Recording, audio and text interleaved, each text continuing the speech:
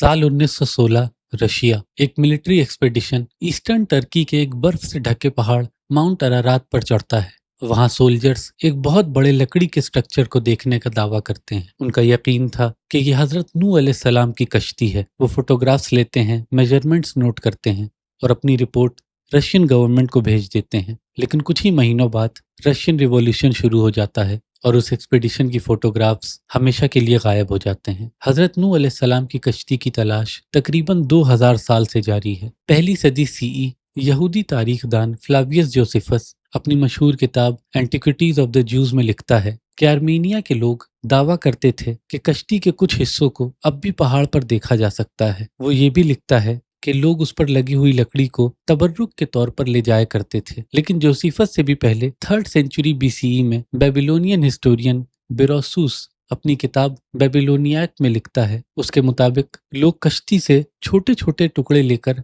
उन्हें तावीज के तौर पर इस्तेमाल करते रहे। फिर 13वीं सदी मशहूर मुसाफिर मार्को पोलो आर्मीनिया से गुजरता है। अपनी किताब the travels of Marco Polo में वो लिखता है कि लोकल लोग यकीन रखते हैं कि हजरत नूह अलैहिस्सलाम की कश्ती एक अजीम पहाड़ पर मौजूद है। फिर 1959 टर्किश एयरफोर्स के कैप्टन इल्हान दुरपिनार एरियल फोटोग्राफ्स का जायजा लेते हुए माउंट अरारात के करीब एक अजीब सी बोट शेप फॉर्मेशन देखते हैं। 1980 में अमेरिकन एक्सप्लोरर रॉन वाइट ये दावा करता है कि उसने असल कश्ती ढूंढ ली है। लेकिन जियोलॉजिस्ट, जिनमें प्रोफेसर लॉरेंस कॉलिंस भी शामिल हैं, कहते हैं कि ये सिर्फ एक नेचुरल रॉक फॉर्मेशन है। लेकिन इस पूरी कहानी में एक और राज छुपा हुआ है। हजारों एक्सपेडिशंस माउंट अरारात पर गई, लेकिन कुरान इस पहाड़ का नाम नहीं लेता। सूरह हुद आयत 44 में अल्लाह ताला फरमाते हैं कि तूफान के बाद कश्ती जूडी पर आकर ठहर गई। आज भी टर्की के सिनराक प्रोविंस में माउंट जूडी मौजूद है। लेकिन माउंट जूडी सिर्फ कुरान में ही नहीं मिलता। मुस्लिम जियोग्राफर